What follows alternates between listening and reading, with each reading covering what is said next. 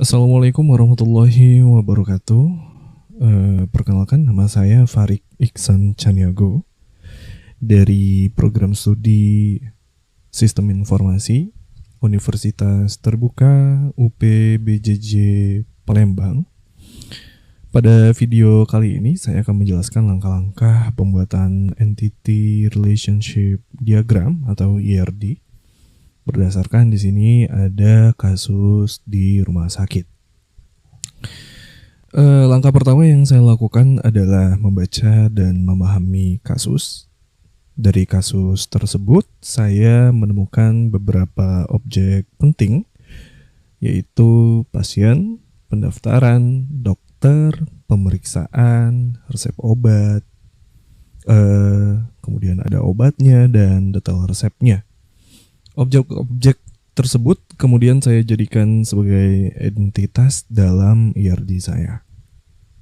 Langkah berikutnya adalah menentukan atribut dari setiap entitas. Misalnya, pada entitas pasien terdapat ID pasien, nomor KAM medis atau RM, nama pasien, jenis kelamin, tanggal lahir, alamat, dan nomor telepon. ID pasien saya jadikan sebagai primary key karena digunakan untuk membedakan setiap data pasien. Setelah itu, setelah semua tabel sudah saya buat, sudah saya tulis dan saya gambarkan di sini. Kemudian langkah selanjutnya adalah saya memilih relasi antara tabel.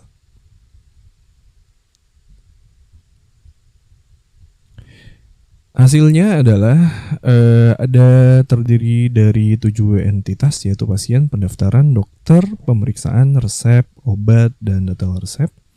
Setiap entitas memiliki primary key dan beberapa memiliki foreign key untuk menghubungkan data antar tabelnya. Dan di sini saya menggunakan relasi one to many dan juga one to one.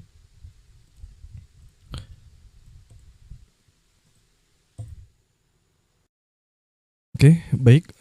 Di sini saya akan menjelaskan jalur ataupun alur dari diagram entity relationship-nya, dimulai dari pasien datang ke rumah sakit, kemudian dia didata, pendataannya mencakup ini.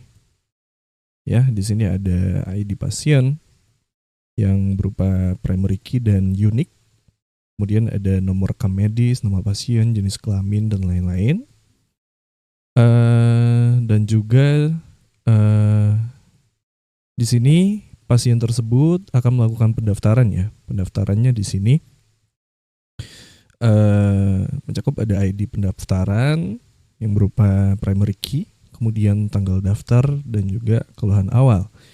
Adapun foreign key-nya itu diambil dari tabel pasien ini ya. Dan di sini relasi antar tabelnya ini adalah one to many. Kenapa one to many?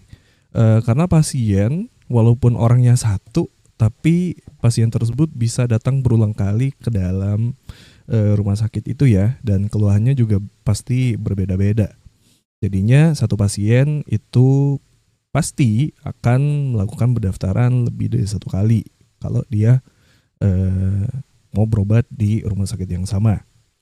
Nah, setelah pasien mendaftar, di sini ada tabel dokter dan juga tabel pemeriksaan.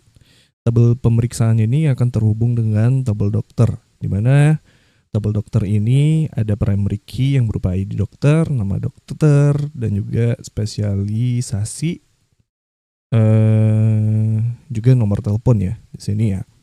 Dan di tabel pemeriksaan itu ada primary key berupa ID pemeriksaan, tanggal pemeriksaan, hasil pemeriksaan, diagnosa.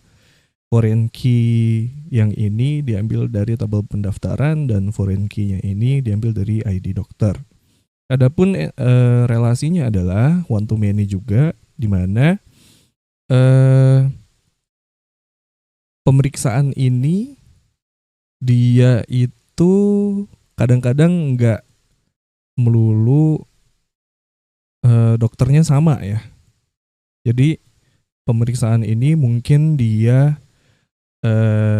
misalkan diagnosanya penyakit apa, nantinya kan ada banyak dokter yang memeriksa ya. Jadi bukan satu poli doang. Jadinya ketika dia diperiksa itu nanti bakalan ada banyak dokter yang memeriksa, bukan cuma satu dokter doang. Kalau misalkan masalahnya berbeda-beda. Dan nanti dari dokter ini setelah dilakukan pemeriksaan nantinya dikeluarkanlah resep untuk obatnya ya di sini.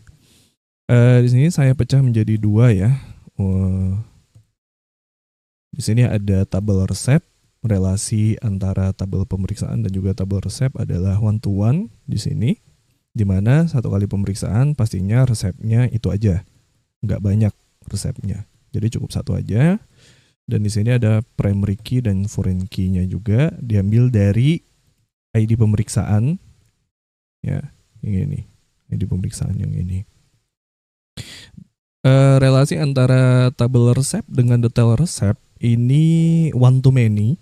Ya, kemudian terakhir setelah resepnya ada akan diarahkan ke bagian tempat untuk meracik obat. Di sini obatnya ada primary key, kemudian ada nama obat, jenis obat dan juga satuannya.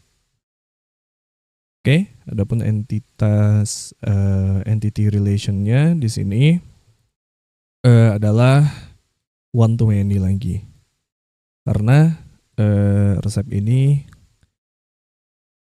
bisa menjadi obat itu kadang-kadang beda resepnya.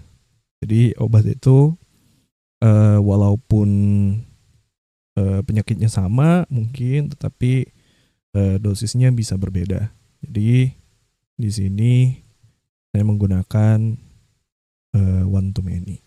Bisa juga one to one, tetapi di sini saya menggunakan one to many. Oke, untuk alurnya kurang lebih seperti itu. Mohon maaf jika ada salah kata, dan juga mohon maaf juga jika penjelasan saya yang masih ada kekeliruan. Saya akhiri. Wabillahi taufiq wal hidayah. Wassalamualaikum warahmatullahi wabarakatuh.